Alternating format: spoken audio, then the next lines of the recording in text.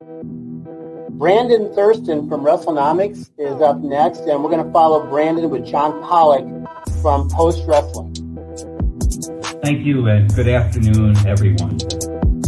But we can't ignore the math, okay? We can't ignore the data. Go on Google Trends, type in your name, then type in mine. You're a straight line, I'm a pyramid. I like the very direct question on that. Television ratings, downward spiral. Buy rates, plummeting. The time is now to turn the math around.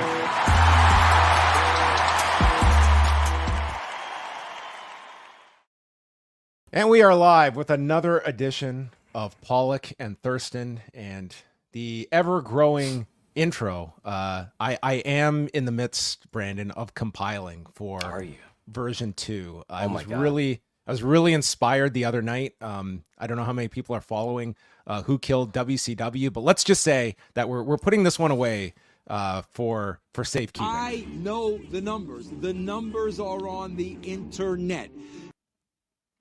Internet, okay? The numbers are on the internet. They're on the internet. I hope people were watching that. That was a video exclusive there from Brandon Thurston. That was great. You really got me there. Well, everybody, we are here. We are not going to be talking too much about WCW. Brandon distilled it perfectly last week with his breakdown. WCW died in March of 1999. The rest was just like a bloodletting. It was flatlining in 99. That was the last moment of life. Is that what you concluded, Brandon? I concluded that business started to go down and did not return in the other direction. It was just basically all as far as pay-per-view buys and TV ratings. It was all one way down. It never turned back. Well, I will say that if you go to Wrestlenomics, they do have a great breakdown of all of the WCW pay-per-view buys and the astounding figures when you go from 99 to 2000. It's amazing. There are like some 85% like declines year over year. If you go from, I believe it's the Super Brawl event from 99 to 2000, we're talking like the 80 percentile like drop. That's like 8 out of 10 viewers that spent money on your product decided a year later, I'm okay. I'm good. Yeah. What was that? The Finger Poke of Doom happens in January. Uncensored is the March pay-per-view probably, right? Yes. Lord knows what was on that. What was Super Bowl in 99? Was that Flair and Hogan? Look at me. It's Flair and Hogan. Yeah. That they do like a very good number. So this is only a month after the Finger Poke of Doom. They did this great number in February of 99. And I would say like that is the last truly, maybe April of 99, I recall being like the last, what you would call like very good pay-per-view number. And it's just a precipitous drop throughout 1999. And then we're free falling in 2000. And you're seeing the year over year declines that you would have been able to retire off of if you were running Wrestlenomics in 2000. Yeah, I really missed out on some opportunities, including the Monday Night War, the Wednesday Night War. Wrestlenomics would be a much richer company if it had existed at those times. Wow. Never underestimate the ability of wrestling promoters to shoot themselves in the foot, Brandon. You will get your golden age. It will come. Mm-hmm.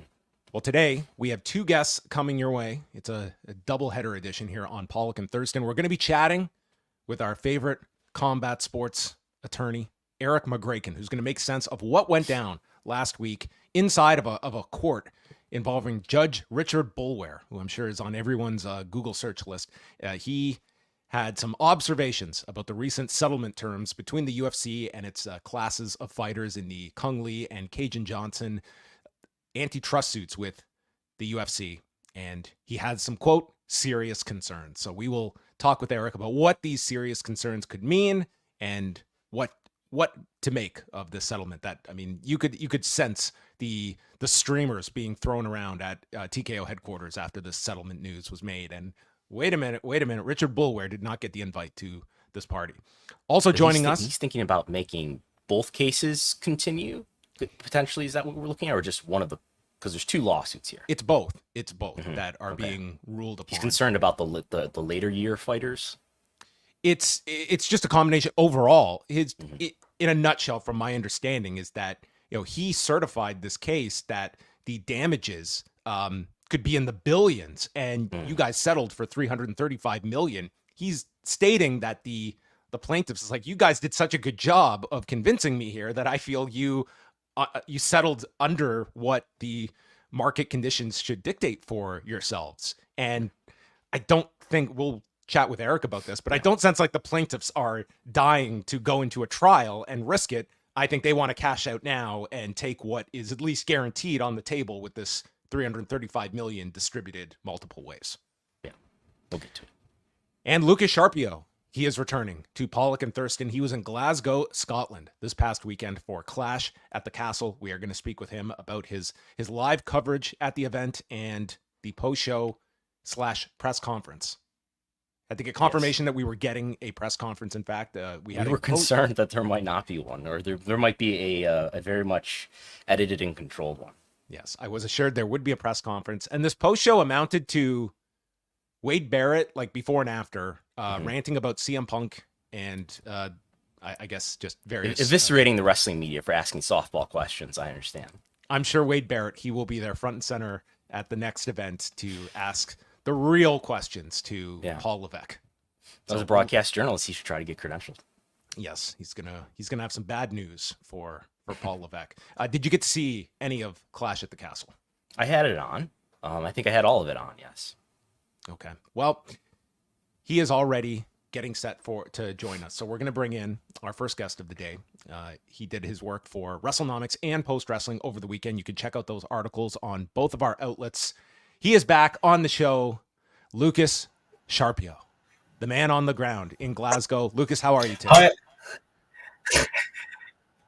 I am doing great. Thank you so much for having me, John and Brandon. I appreciate being back at Pollock and Thurston show. And thank you for giving me the chance to work for both of your outlets during the last weekend. I'm glad to be here tonight. Was this a smoother event to cover than the last one? Yes, mostly because I didn't twist my ankle during that weekend, so that felt good. And also, being in another country, visiting another country, it was a fun experience to do that outside of France. But yeah, I enjoyed the show storyline wise, and I had the chance to also do my second experience at a press conference, which went more positively, mostly because I didn't ask a question. I don't think it would have gone smoother had I asked the question that I had in mind. But nonetheless, I was glad to make the trip. What questions did you have in mind? So there were a couple of ones. The first one being, is WWE cooperating with a federal investigation? And was a Triple H, Paul Levesque, I should say, question about it. Also the question about Stephanie McMahon, as she returned to an executive role following her on-screen return at WrestleMania, and if not, is that something that can happen down the line?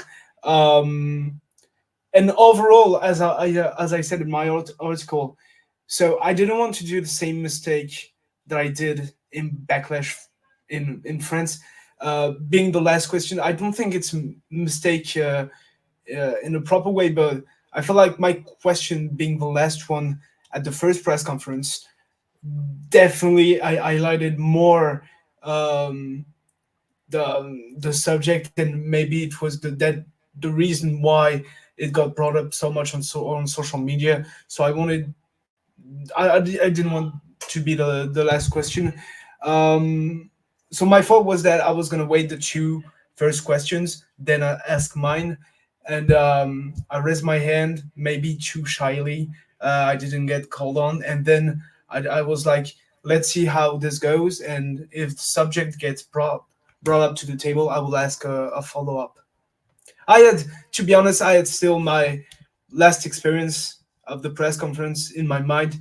And maybe I put too much pressure on myself in that room, or, having thoughts of what are gonna people think about my question, me, my work, etc. So maybe that played too much role during the night. In terms of just the access for all the media members, to your understanding, like where were you guys set up in the arena, and was everyone granted access to the press conference afterward? So I think everyone was granted a press conference access at the end of the show. I don't know everyone from the media members, but the most person that I knew from social medias, people that I saw from the media, they were all there. Maybe they were media members that were not granted access, but I don't have that information. So me, I was sitting right behind the ringside, all the ringside seats. Like I don't know how to say in English, but I was on the first floor behind the ringside seat, and I was not in front of the art cam. Sorry, I was in the other way. And I guess this event, according so to I had a good view on the show. Yeah. This event, according to Paul, we still have a delay. Yeah. This event, according to Paul, that broke the gate record. Did you notice anything different about like who attended this event in terms of, because these tickets were so expensive? Was this a different crowd than you would have expected to see otherwise had this been, I don't know, a house show where there were, lower ticket prices? So I arrived in the arena, so in front of the arena, maybe at 2:33 p.m. I saw across the street, so I was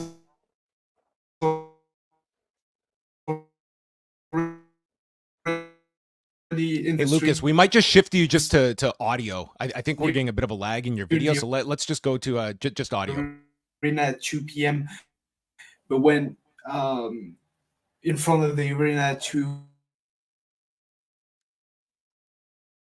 All right, we're going to reconnect here with Lucas, and maybe we will just go to audio with Lucas when he gets back. But yes, wanted to definitely get some of his live thoughts on the show, just being actually in the arena as opposed to like a private box, but also the fact that a lot of people, Brandon, were talking about the ticket prices for this event, and when you're going after an arena record, you are pricing out a lot of people, but it doesn't seem to be curbing demand for these tickets, whether they go to France or Scotland, and this is only going to continue. People are kind of looking at there's a huge segment that are not able to afford these tickets, but it's not harming WWE, and there are people that will spend these extraordinary prices and be setting these records that is only going to increase the scale of their ticket pricing.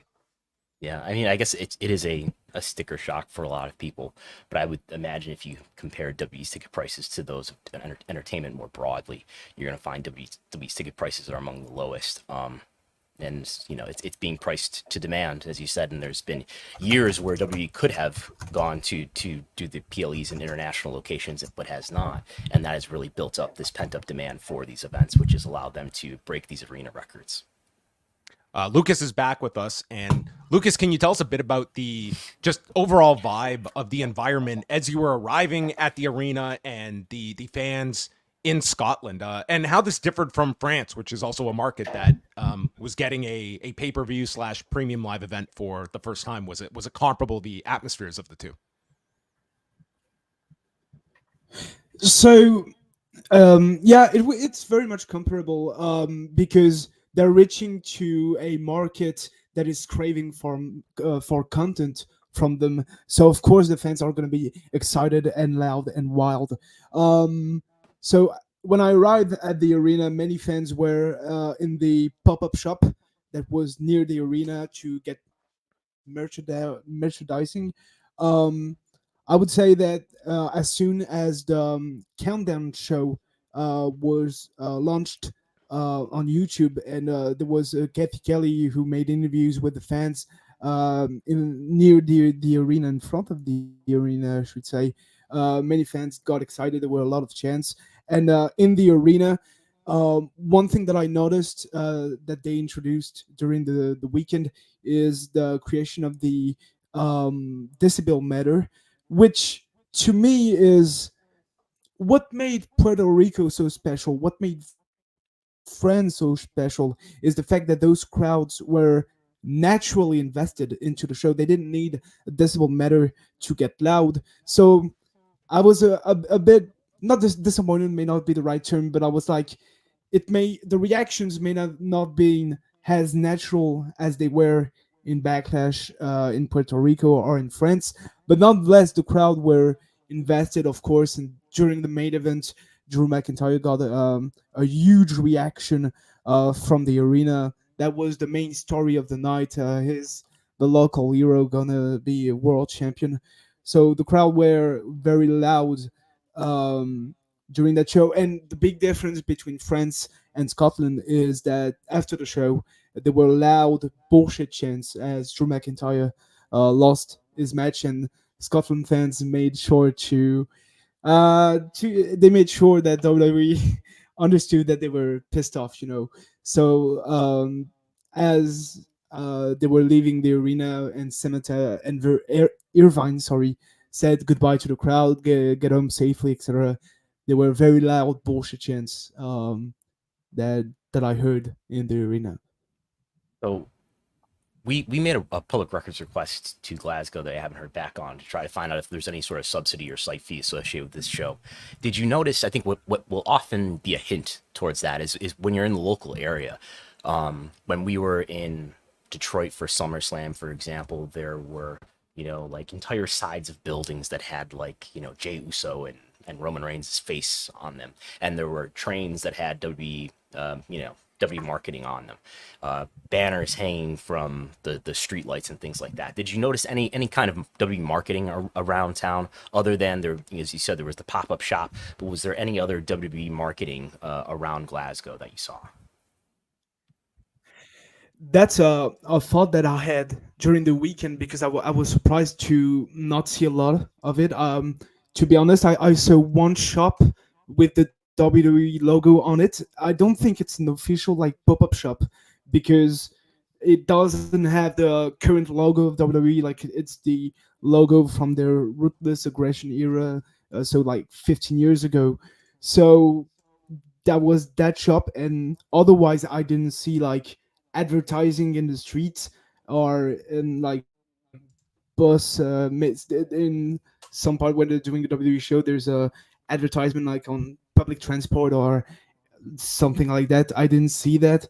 Maybe they were in other parts of Glasgow that I didn't have the chance to visit, but from the places that I went, I didn't see anything, to be honest with you. Going back to the reaction at the end, I mean, that video was circulating a lot of the fans' dissatisfaction with the end of the main event. Did you sense from the audience that this was, in any ways a risky finish to do for this market, or do you feel that there is certainly this market, at least, I mean, it's a finish that is not going to detract from future business, but we are getting into this era where these giant ticket prices, I think it's only natural that fan expectation is going to be raised for what they are investing in these big shows, as opposed to being just kind of a middle chapter in a longer story. Did you get any sense of what was this at all a negative finish to look at potentially if they come back to Scotland for a show next year, for instance? I think WWE is so hot at the moment that they're kind of bulletproof with their audience, in my opinion. I think that negative reaction was in that moment. They were angry at their favorite losing the match, but still, with WWE being so hot with their audience since 2 or 3 years ago, I believe they are bulletproof with any markets. The price increase could definitely be a step back, especially for low income families I saw an article made by the BBC who interviewed like two or three families in England that they were basically saying in the article that they couldn't afford to go to WWE anymore and that they couldn't make the trip to Clash at the Castle. So maybe that will um, change for those low income range families. Otherwise, I believe that WWE is bulletproof at the moment. There were a little portion of the fans in the arena that were happy to see CM Punk. That should be noted. Mhm. He got, of course, he was booed, but there were some fans that cheered for him because it was kind of surprising, even though there were rumors of him being spotted in Glasgow. I think he made also Instagram stories in the city. So yeah, there were a portion of the fans that were happy to see CM Punk, and I don't think that will play a huge role with them going back to Scotland in the near future if they decide to. As we just circle back to the press conference, anything just in terms of differences between the press conference in France versus this? Did you find that it was a pretty similar setup in terms of the questions that were asked as well? Was there any discernible differences, and just your kind of overall thoughts on the presentation of how it was done this time around? With you did have CM Punk part of this press conference as well, unannounced. Yes, I think there were two main differences for me. The first one being there were no French translators. Of course, that's an easy take. Mhm. The French announcer was also a part of the press conference in Backlash. Obviously, Scotland being an English native, English speaking country, it was not there, so there were no translations. Um, Also, the second difference is I think there were more people that I had done previous press conferences before. I think most of the people inside that room already made several press conferences, which I don't think was the case in France. Um, Other than that, I the people that were interviewed, so Abba Fire and Isla Dawn, um, it was nice to see their reactions and the emotions. Damien Priest, yeah, I think also the difference is that the wrestlers played a bit with the media members. CM Punk took a shot at one of the reporter asking about the fantasy booking question. Uh, CM Punk's words. Um, Damien Priest asking the media members to rise. Did Which you rise, Lucas? to wait. No, I did not. I Good did, for and you. nor Good did for I you. had the donuts for CM Punk, even though I was starving. I wish I had one, but I did not.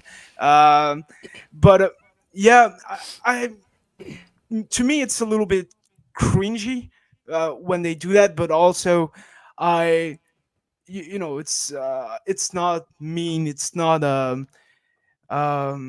I can see that they're doing it to maybe lift up the mood in the room. I don't know, but we're media members. We should not be part of the show. That's just my thoughts on that. Yeah. Um, there were moments like that in the WrestleMania press conference. I think the moment everybody remembers, when Roman Reigns had someone removed right from the room or something That's like right. that. It's Yeah. so weird. Did you get a chance to follow up with Paul Levesque on which media outlets are credible? Was there a list? No, I did not. Fortunately, that No, could have no been lists a were great question. exchanged. Yeah. Yeah. But there was one representative for Fightful. I don't think there was one for PW Insider. If there is one, I'm sorry, I didn't know. But there was someone representing Fightful in the press conference. Well, I thought that it was, you know, this was not as much of a newsworthy press conference coming out of it, but it was, I would say the fact that there was no news coming out, you know, some of these companies, their goals are to have no headlines coming out of certain public interview events. Why do they do them then?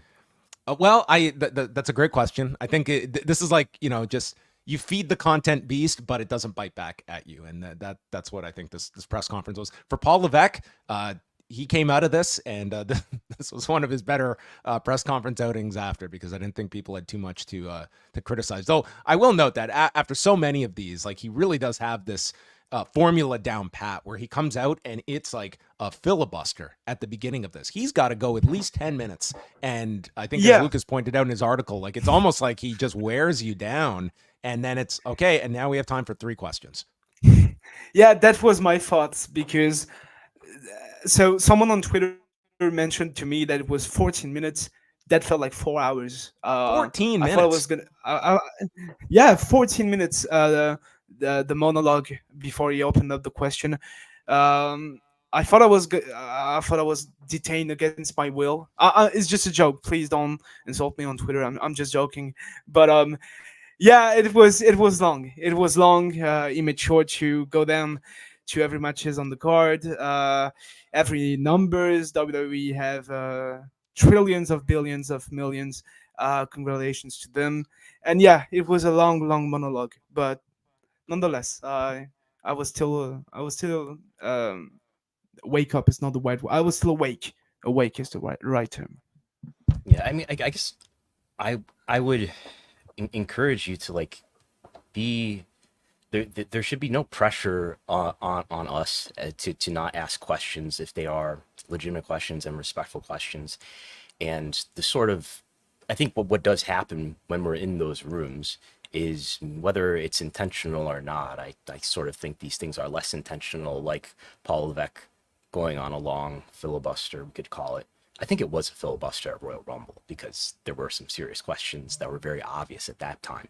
But okay, he does have a lot of people to thank. But the sort of atmosphere that builds and builds, because you do, as I think we talked about with you, Lucas, when you joined us after Backlash, there's this procession of mostly people who have won, some of whom have won championships, and this is a big moment in their careers, and there's this feeling of elation, you know, for one set, for another set, for another set, and now it does, as you said, Lucas, it feels like a party, and for you to ask a question, it feels like you're changing the tone in the room, and you're changing what seems to be a party. It's not a party.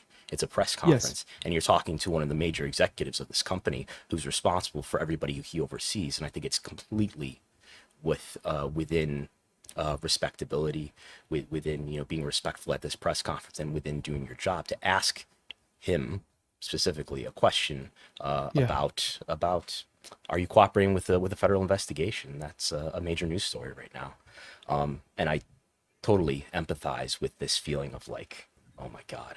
What is going to be the response to this? But that's what they benefit from, and that's what has to be dismissed by us and overcome. Yeah, I definitely agree, and this was clearly what I thought. Like, I didn't want to, and I know this is, in a way, I didn't do my job properly during that press conference, because looking back at it, of course, I should have asked my question, but in my mind, I was really thinking, like, I'm gonna be that person again. Once again, I'm gonna be that person who asked about that subject, and Isn't that sort of a criticism of everybody else in that room, though, that they won't, they've come up with reasons not to, you know?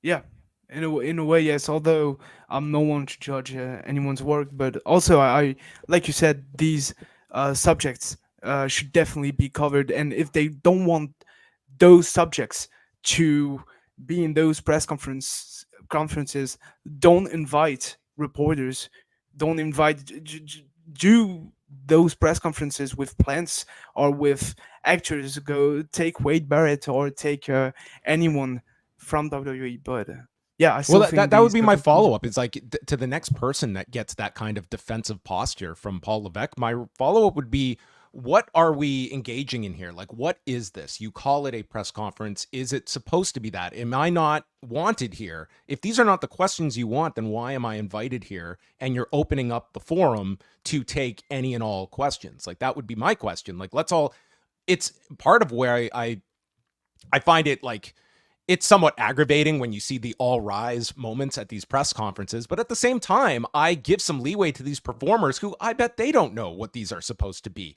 They are just finishing a performance and they're ushered in where this is technically a WWE production. I'm playing Damian Priest and these are just the other characters in another WWE production, but and everyone's applauding when people enter the room. They applaud. They're setting the tone themselves. Absolutely. So I understand why wrestlers don't even necessarily know. It's great when you get a Bryan Danielson, but I also understand why a Tony Storm is going to be in character or some of these other characters, because it leans more towards an extension of the show than it does to a traditional press conference. And I do sympathize, Lucas, with like what you were through and the idea that I'm sure a lot of people can just state, well, just like you're a guy that had to, I don't want to like regurgitate all that you had to go through after Backlash France, but I can understand anyone that gets all of that vitriol of just not wanting to go through all that again. And that's certainly an indictment of how people online respond to these and the scrutiny that people in that room find themselves under. That's a lot easier to just avoid rather than engage, and suddenly you're the main character on wrestling Twitter for a day or maybe more. Yeah, definitely. But also, on my way home to my Airbnb, like I thought once again about the press conference, and I made a mistake, I believe, by not engaging in the subject, because that's an important topic to touch on. I should have asked a question, even though maybe there were no follow-up after that, and I would have been the only one to ask about the subject. Still, I believe that our readers should be provided by worthy information and on subjects we want to cover on. So, yeah, I'm disappointed in that, but yeah. At the same time, like, I understand being reticent to engage in an act that might encourage death threats, which it did last time, It's sort of a lesson in how we have many of these conversations, I guess, like we're having now, about why are the questions like what they are. Well, this is an experiment or a lesson in that. It's not necessarily a bunch of people gathering in a dark room and saying, how can we manipulate the media in such a way that it protects our power? But it's just these are sort of the natural occurrences and things that happen. And you've got, random, people who will do terrible things like, harass somebody online. And that does discourage things like asking a real question from happening again, of all things. My last question, Lucas, before we let you go, were there any Scottish delicacies that you got to partake in Scotland? So there was one semi-marathon that is held every year on Father's Day. So I was glad to be on the streets, even though it was raining, because we were in Scotland. No offense to Scots on the chat, but it was cool to see that. Other than that, and I will. That's the only thing I can say. Not the only thing, but for the first time in my life, I tried fish and chips. I don't like fish and chips. I'm sorry to every English person. I'm sorry to every Scottish person in the chat, but I don't understand the point. I just don't understand where we're going with that. With all due respect.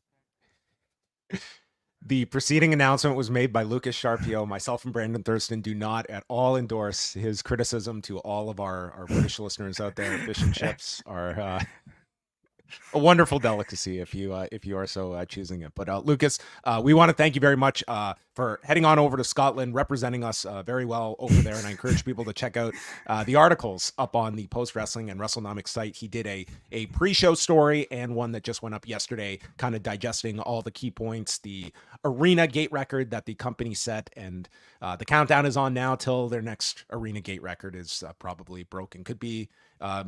Could maybe Toronto will be in striking distance. I haven't been looking at the pricing of these tickets, but we thank you very much, Lucas, for joining us, and we'll definitely have you on again in the near future. Thank you very much, John and Brandon. And sorry about my wiki English today. Sometimes my voice gets a little bit messy. Sorry to have a bad English accent today. We understood you well. Thanks, Lucas. Thanks a lot, Lucas. All right, everyone. Lucas Charpiot joining us, who was there live on behalf of Wrestlenomics and Post Wrestling this past Saturday in Glasgow, Scotland.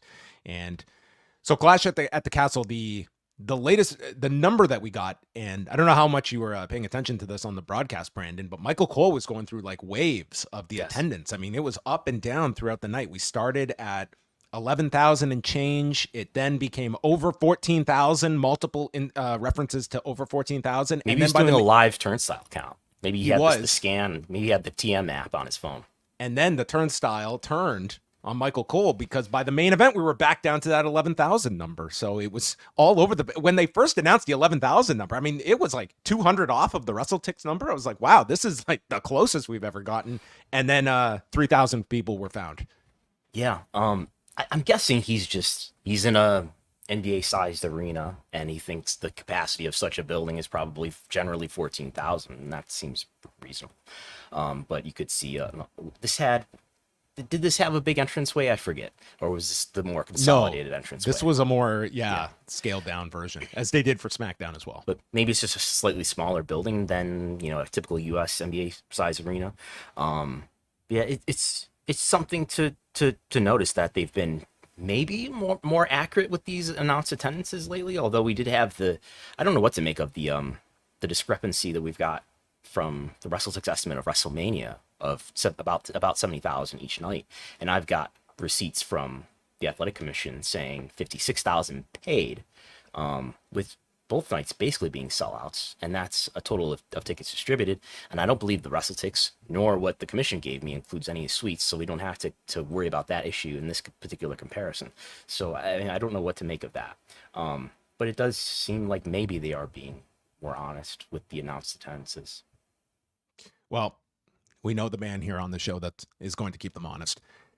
WWE also making an announcement in concert with Pro Wrestling NOAH this past weekend. AJ Styles is being sent over on July 13th for its pay-per-view that's going to be happening at Budokan Hall. He'll be taking on Naomichi Marufuji, or as AJ Styles announced it, he's challenging Marufuji to face him at the Budokan on July 13th. Now, what's interesting about this date is this is also the same day as Marigold's pay-per-view, where they're sending Io Sky to face Utami Hayashishita. I don't know if the times actually overlap with one another, but regardless, these are two pay-per-view events happening in the same day.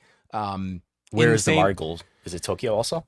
It's at, I think it's at like Sumo Hall. It's like a big building. Yeah. Budokan and Sumo Hall on the same night?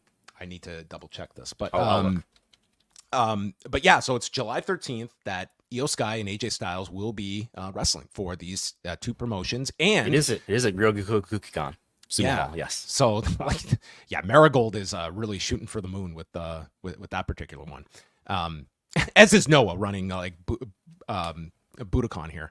So anyway, it's more of these kind of loose borders that WWE is flexing, and comes a day after Joe Hendry and Frankie Kazarian were on NXT on Tuesday night representing TNA in the 25-man Battle Royal. Yes. And there was a report from, I believe, Lucha Libre Online reporting that WWE is seeking a partner from Mexico. Whether that's, who knows if that's CMLL or AAA, AEW works with both of them.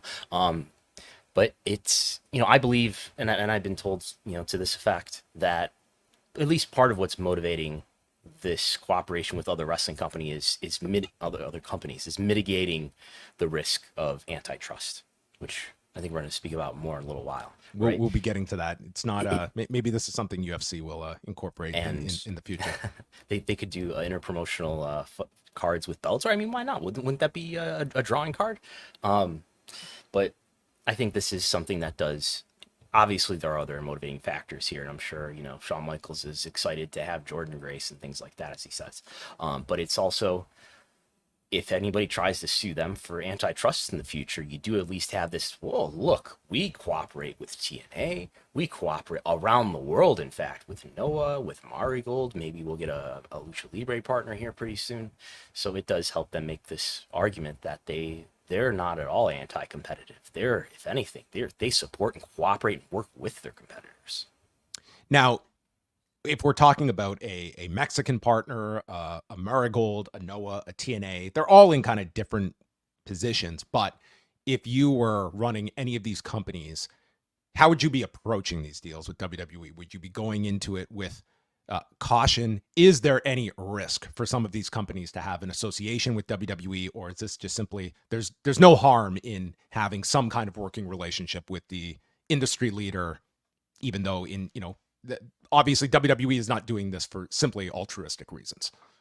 I suppose for the decision makers involved, let's say Rossi Ogawa, even if there is some genuine negative impact over the long term, if you're Rossi Ogawa, they're probably going to take care of you at least, right? If WWE is going to take over, a portion of the Japanese wrestling industry, they're going to need Rossi Ogawa to help them do that, I suppose. And I suppose that's what makes this all, this is what benefits the self-interest of the people involved, I guess.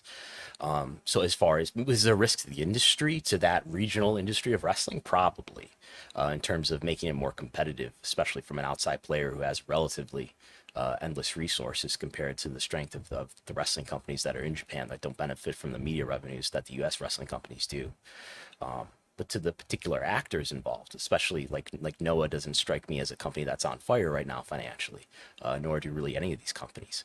That there's definitely at least a short-term motivating factor to do so. And again, for the decision makers involved, you at least probably earn some goodwill with that big player, WTKO, that will cause them to want to take care of you and need you around in the future, even if it's not to the long-term benefit of these companies. Yeah. And I mean, it goes as well. Like this came up in New Japan's recent press conference they did about, the perception that they are sort of the B side in this relationship with AEW and defending that. And I think if you're New Japan, you weigh the perception issues that maybe they have when they're losing some of their biggest stars to AEW. But at the same time, this is a working agreement that also provides benefits for New Japan. And I think it's other companies that, we're seeing this environment where you have these two very strong players and you want to be attached to them in some form or fashion. And there is reciprocation in these relationships as opposed to just one-sided or rating talent as, the MO of the larger scale company. Is there an argument if you're WWE to go to New Japan and say, you have people who do think that you are, sort of the B player in this relationship with AEW. We can treat you much better. We won't, take your talent from you. We can provide you with all these things that AEW can't. I wonder if there's an argument there.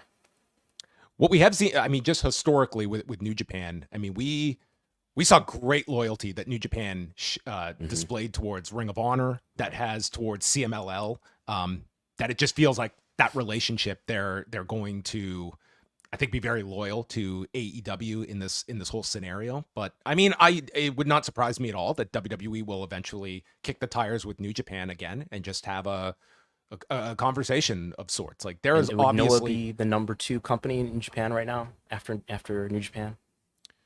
Is that the best one they can get? I think you'd look at a NOAH, Dragon Gate. Like those would be Dragon Gate often gets slept on. It's like a very DDT's under that umbrella as well of cyber fight as well. Like that's like your next tier. But yeah, you would be those would be kind of the candidates. Mm-hmm. We're going to shift focus because you know what, we had sealed the documents that had read UFC settlement. We thought we'd never have to talk about this again. The UFC were popping champagne bottles for the past month. The stock was up. Everyone was celebrating except Judge Richard Boulware, who had a big, whoa, what are we doing here moment. So here to explain all of this to us, what is going on with the UFC antitrust lawsuit, returning to Pollock and Thurston, he is Erik Magraken, our favorite combat sports regulatory lawyer. Hello, Erik. How are you? Hey, John, Brandon. Thanks for having me on again. So I would have loved to have seen a live camera on you last week when we got... apparently, Paul Gift was the only reporter that was in this courtroom. I don't know if we would have even known what would have happened had he not been there. But your reaction, were you expecting that this was going to be largely a rubber stamp process, or were your eyebrows at least raised about the settlement terms and your reaction to what was kind of a left field move this past week? Yeah, and you're right. Paul Gift does deserve all the credit because nobody was reporting on this. He was in the courtroom, I guess, live tweeting it. And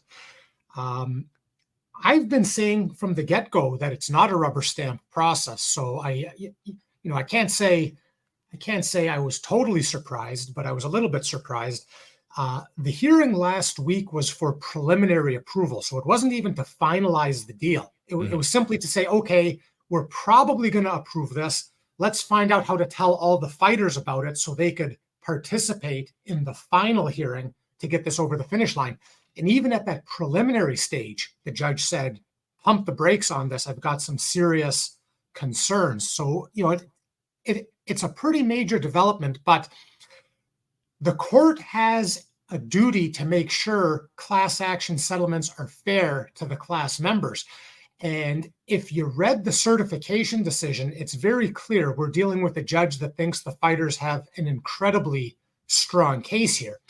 And basically, and this is all coming from Paul's tweets, but basically raised some real concerns about how little money the fighters are getting, about how much they're compromising to get this deal done. So this is, this story's not done, and it's worth keeping an eye on. And so I'm looking at the docket, and there's at least two entries in the docket here that are, they seem to be sealed. But this is what we're talking about, what happened on the 13th, and then there's a transcript on the 17th, that this was something that only people in the courtroom knew. And why are there not filings now that we can look at publicly to look at for ourselves? There are some public filings. If you go to I think the URL is ufcfighterclassaction.com. That's the main site that is, I think it's run by the fighters bringing it, but basically they've got notice for all the fighters, and there's a lot of important documents published there. And so, a lot of the exhibits, a lot of the filings with the court. Yeah. So if you click on important documents at the top there in the middle, I'm going to do a walkthrough right now. And then you could scroll down and see a lot of the, and if you just scroll down, things like the declaration of these various parties, the settlement agreement and its exhibits, all of this has been filed with the court. And so the public do have access to some of these documents. But bottom line is the court raised concern about how little money the fighters are getting. The judge had more questions about it, wanted more information, and basically pushed back the hearing until sometime next week. And then we got to see if the judge even gives preliminary approval. If the judge gives preliminary approval, it doesn't mean that the judge is going to give final approval down the road. So it's still far from certain about whether this thing is going to settle, whether the judge tells them to go back to the negotiating table, or whether it ends up in court. There's still some chance this does end up in trial. And we do have, this encompasses both antitrust cases. We have the Kung Lee led case that covers fighters from December of 2010 till the end of June 2017, and then the Cajun Johnson case that takes place after June 30th, 2017. This pool of money that was $335 million. How different are the circumstances between the two classes of fighters? Because my understanding is those in the Cajun Johnson case, there's a lot of fighters that sign this provision. And does that somewhat present a ceiling of how much they're entitled to as opposed to the other class of fighters?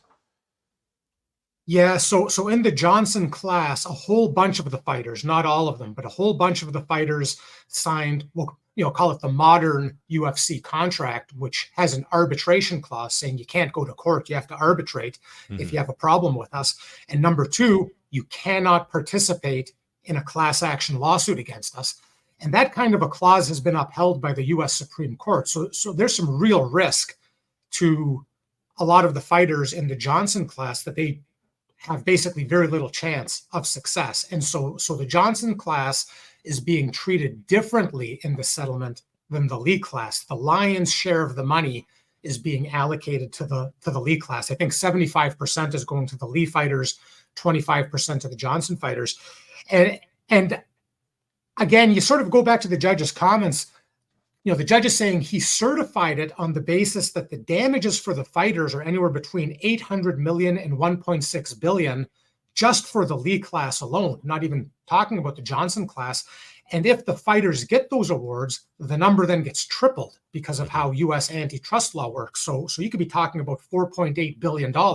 And so the judge is basically saying, you're taking $335 million when you could be getting $4.8 billion. And that's not even factoring in how much more money the Johnson fighters could be getting. Why is this fair? I've got some questions about this. And the plaintiff's lawyers are going to have to do an interesting sort of a thing. They have to show up there, and after all these years of telling the judge about how strong the case is, have to explain why this level of compromise is fair. So it's sort of a balancing act that the plaintiff's lawyers have to do at these upcoming hearings. And could you have maybe like dissenting views of those that are in the Kung Lee case? They might be looking on paper and like, yeah, we don't want to risk this. This is like a good amount of money for us. Whereas in the Cage and Johnson case, I'm sure you had fighters that maybe they're willing to like push this forward because they're looking at a lot less of the payout than the other classes. Hey, John, I've got a terrible connection. Could you just quickly repeat that question? I was just stating that you might have competing views of those that are entitled to more money in the Kung Lee case as opposed to the Cage and Johnson case, and may have differing views of how they want to proceed here, of taking the guaranteed money versus pushing this forward and maybe taking this to trial. Yeah, and there's hundreds and hundreds. I think something like 1,800 fighters are in these classes altogether, and obviously not everybody's going to be happy with the result. And so just the order of operations, this is a preliminary settlement approval. If the judge grants it, he then sets a final settlement approval hearing date. All of the fighters are given notice of that date, and they're all told how they could object. So if some fighters think they shouldn't be approved and they've got some concerns they want to raise to the court, they've got a chance to tell that to the court, and the judge has to weigh all of that evidence before giving the final seal of approval to this, or before deciding not to approve this. And in terms of the plaintiffs now, the judge is basically questioning, or maybe questioning, that the settlement is not good enough. So why would the plaintiff's side accept what may be a lower deal than they could have? And certainly the TKO stock acted as if this was a great result when this was announced, and the stock shot way up. So like, why would the plaintiff settle for what seems like such a low deal? Is it just the risk of going to trial and then getting nothing? Yeah, that risk is always there, right? Like these trials are all nothing or something in between. It's just so hard to predict what's going to happen. So it's easy to look at the high number of 4.8 billion, wonderful result, but dismissal is always possible. You walk away with nothing after a decade of hard-fought litigation. And I can't speak to all of the factors that the fighters and their lawyers are grappling with when deciding that this was a good deal and this deal was better than going to court. But if I had to guess, I imagine the fighters and their lawyers have jury consultants. I imagine they ran versions of this trial in front of mock juries. And I also imagine they got feedback that scared them a little bit, that made it seem that Joe Average off the streets of Las Vegas, sitting in a courtroom, listening to fighters asking for billions of dollars, that message doesn't resonate with everybody. And it doesn't come down to understanding the legal nuances. It's just you lock a bunch of jurors in the room and who knows who's going to be motivated by what. My guess, because you don't run $1 billion antitrust case without consulting with these jury focus groups, my guess is they got some feedback that this trial does have some real risks to it, and they pushed the UFC as far as they could, and this is the number they had on the table, and they made the calculated decision that the sure thing is probably better than rolling the dice at trial. But again, now they're facing a judge who's of the view that, I don't want to call it a slam dunk, but if you read the certification decision, it's like a complete blowout for the fighters. The judge basically said, yep, you're right. The UFC done you dirty. They've grown the stranglehold on the sport. They did it by having dirty contracts. They did it by exploiting those dirty contracts. And you guys have been ripped off to the tune of hundreds of millions of dollars, if not more than $1 billion. And their stranglehold continues. So you got a judge who's thinking, if the UFC gets let off the hook for $335 million, and all the current fighters have clauses in their contract saying they can't even sue the UFC and they can't even participate in antitrust lawsuit, the current state of affairs is just going to continue indefinitely. And part of antitrust litigation is to undo these kinds of strangleholds. So you've got a judge who's clearly grappling with this stuff. So this is again, just really worth keeping an eye on what happens next week. And the finder of fact, is if that's the right term, would have to be a jury in this case and not a judge. Yeah. If the trial proceeds, it goes in front of a jury. So they're going to, they'd be the ones that make the call about whether there actually was an antitrust violation. And the jury would also make the call about how much money the fighters are entitled to, if anything. So just to summarize, there will be a hearing next week, and what is the purpose of next week's hearing? What is that going to accomplish? Will Judge Boulware make any sizable decision in this hearing, or what could we expect to be on the agenda? Yeah, so things could always be adjourned, but assuming it doesn't get adjourned again, it's a preliminary approval of the proposed settlement. And so what the judge has to do is simply find that it is likely that he'll approve it at the final hearing sometime in the future, and that it's sufficient at least to pull the trigger on telling these 1900 fighters about the settlement and telling them how they could either opt out of it or how they could object to it or how they could participate in this last stage of this very drawn out lawsuit. So that's next week's hearing. And assuming the preliminary approval is granted, then the judge sets the final hearing. They notify all these fighters, and then they have a hearing about lawyer fees and all sorts of other stuff before it's completely finished. So it might be getting to the end, or it might be just rebounding back to the negotiating table. Well, Erik, we thank you very much for this update. I encourage everyone to check out his work, combatsportslaw.com. You can also follow him on X at Erik Magraken, ErikMagraken, also on TikTok as well. So if you want to distill all this information, TikTok is the avenue to go in. But thank you so much, Erik, for joining us and keeping us updated on what's a very important story that continues. Thank you, Erik. Yeah, thank you, guys. Appreciate it. All right. Erik Magraken, everybody. So antitrust, it's still out there, Brandon. And I mean, if you are the plaintiff's lawyers and you're risking going to trial, all you need is one jury member that's attended a slap fight event, and you're screwed. Like that could be that's what you're resting your faith in here. Power slap. If you have a big power slap, and as we know, power slap is the most popular sport in the world right now. It's if you take every sport, every entertainment, anything you've ever attended live, multiply it by 5, that's power slap's popularity. 10 times bigger than the NFL, right? The stock is not responding to this. When did this news come out?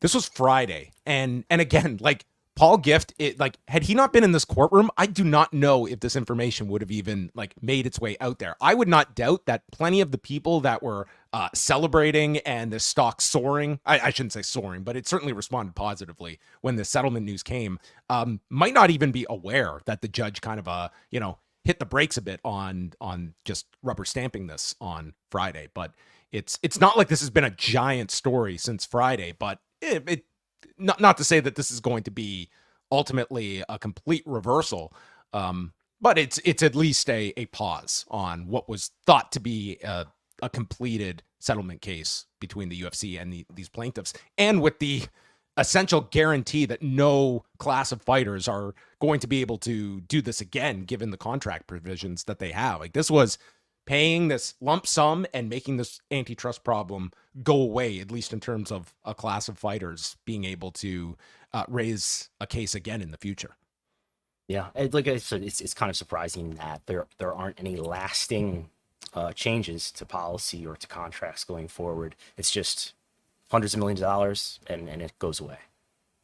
So I'm sure Mark Shapiro will have an update for us maybe on the next earnings call to give us his thoughts on antitrust practices. Yes. Let's talk about a few. If they want to go to trial, we're ready to do it. It's a great question, and one that, listen, I love the PFL. We have lots of competition. This is really a silly case. SmackDown on Friday night it was their lowest number of the year, 1,959,000 viewers and a 0.52 in the demo, airing on a slight tape delay from Scotland. But this was their lowest since a best of show last December. And if you're looking in overall viewership for a first run episode on Fox, you have to go all the way back to August of 2022 for a number that was lower than this one. I would imagine this is a blip that is going to be corrected this week, as they are going up against the Stanley Cup Finals on Friday night, but they have CM Punk on the show. And in theory, you would think that is going to present a bit of the Chicago bump for SmackDown. Yeah, this was against the NBA Finals. Did you mention that? That's a good point. Yes, there were those. Although Raw, I don't know if we're going to get to it, but Raw brought it just fine against the Finals. So make of that what you will. Rampage doing 334,000 viewers and a 0.12 in the demo, up from what's typical for Rampage. But I mean, it's a show that is sort of in its usual state. The highest since March for Rampage, which has been huge. It's been mostly in preemptions here since March, right? Like since March, they've had 1, 2, 3. This was the 4th show not in preemption. Giant. Collision. It was the 1-year anniversary of Collision on Saturday night, and you say anniversary, it brings everyone out. 431,000 viewers and a 0.13 in the demo. This was up 11% in viewership from the week prior, and yeah, like a good number by Collision standards. It was a several week high for. This was our first year-over-year, because it was the 1-year anniversary. It was the first year-over-year comparison. That's what Brandon was celebrating. It was down 45% from the debut episode. Man, and 45% fill there. That's the difference. And then Monday's Raw, as Brandon mentioned, against the NBA Finals, where the Celtics defeated the Dallas Mavericks. 1,747,000 viewers, up 9% this week, while the demo, a 0.55, which was up 10%, their highest in since April 15th, I believe. Yes, adults or P2+. So why was it so high against pretty strong competition? The end of the NBA Finals. Which did over 12 million viewers. Huge number for what has been overall a very underperforming NBA Finals on ABC. I don't know about this renewal with the NBA and ESPN and TNT. You can see they might just cancel it. I hope that I hope that these networks don't have a Jamie Kellner that's just looking for a brand new theme for their particular networks. Basketball gone. No, Raw performed very well here against the NBA Finals. You would have to look at this as, some positive buzz coming off of Clash at the Castle for some kind of follow-up. I was surprised by this number. It's not as though they were advertising anything in advance of any significance for this show, but it performed very well, as it did in Canada as well, where they've been hurt very much, more so by the Stanley Cup Finals, but didn't have to deal with that on basketball. Not as big here in Canada, so they did. I don't have quarter hours yet for Raw, but by far the most watched clip of this show from YouTube is Uncle Howdy returns with sinister friends, which that is the part that was promoted all week with the countdown, and you have to attribute some of that. Like, we did see when Bray Wyatt came back that that did spike interest for the lead up to the reveal, and yeah, you would certainly have to look at that as the focal point of Raw going into Monday's show. Now, we do know from Programming Insider that the 3rd hour was the least watched, but I don't think that is enough to rule out that there was a lot of motivation for people to tune in, because of the are they being called the Wyatt Six? The Wyatt Six, yes. Yeah. SICKS. Yeah. Which also Brandon part of the Six today. He's a little under the weather, but he's powering through like he's Damian Priest. Yeah. Can everybody tell? Like, how you sound very good. You cover it better than I did the other night. Better than I sounded this morning. I think that wasn't this game kind of a blowout. I had it on game 5. Like, so it was not a particularly close game. But yeah, it's maybe it's the Wyatt Six, and they're past 2 million views on YouTube with that clip now, which is really high relative to what's been happening usually. All right. Well, there is your ratings information. You can keep it locked to Wrestlenomics, because the NXT number will be dropping soon. What is the impact of open lockers appearing in the 25-man battle royal? Many locker rooms. How many locker rooms were there that were involved? Well, if you count the the main roster, I guess we had main roster talent, we had TNA talent, and that was about it. Three. Yeah. So multiple locker rooms. And Shawn Michaels believes in Joe Hendry. That was the big takeaway from Joe Hendry's appearance on the show. Also was very over to that crowd. That is going to wrap it up. So 2 guests today. We want to thank Lucas Charpiot and Erik Magraken for joining us. Also want to thank Brandon for powering through this episode, as he will be back this Sunday for Wrestlenomics Radio. We have got lots coming up. Wai and I will be up tonight with Rewind to Dynamite, so be sure to check that out as well. We are doing our Who Killed WCW series up at postwrestlingcafe.com. We're going to have Evan Husney on again next week, right before episode 4 airs, and we will probably maybe even have a little WCW sale talk bleed into Pollock and Thurston next week, because we're going to get Brad Siegel and Stu Snyder on camera as next guests. week. Not coming on to our show. Amazingly, LinkedIn they're not getting back to me so quickly. But we will see. Maybe we'll shoot our shot for some of these former WCW, WWF executives. We got to wait for them to be out of office for like 20 years, and I think maybe I think we're on like a special list among current executives. Do not reply. But nonetheless, that's coming up next week, the sale of WCW. And you know what? I look forward in 30 years that we'll still be talking about the end of WCW. If we're all alive, in 30 years, it'll be 2054. I can believe it. That's past singularity, so I'm not going to speculate about that. Yeah. Okay. Well, thanks everyone for tuning in. We appreciate all of you joining us live. We're here every Wednesday at 3 p.m. Eastern time. Again, go check out our work, postwrestling.com, Wrestlenomics.com, and we will speak with you next week right here on the internet.